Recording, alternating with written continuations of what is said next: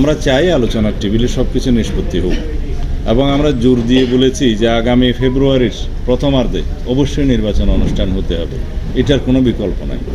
এবং নির্বাচন কোনো কিছুর উপরে কন্ডিশনাল নয়, নির্ভরশীল নয়।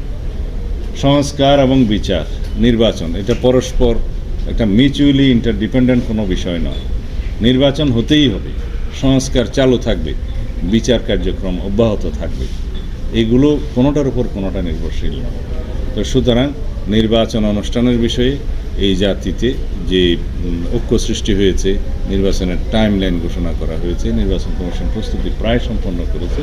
সুতরাং আমাদের যে দীর্ঘদিনের সংগ্রাম, ভোটাধিকার প্রয়োগের যে আন্দোলন, যার জন্য আমরা রক্ত দিয়েছি, শহীদ হয়েছি, সেই ভোটাধিকার প্রয়োগের মধ্য দিয়ে একটি প্রকৃত গণতান্ত্রিক রাজনৈতিক সরকার প্রতিষ্ঠা হবে, সংসদ প্রতিষ্ঠা হবে, তার মধ্য দিয়ে আমাদের সমস্ত গণতান্ত্রিক অধিকারগুলো আমরা বাস্তবায়ন করব ইনশাআল্লাহ। ধন্যবাদ।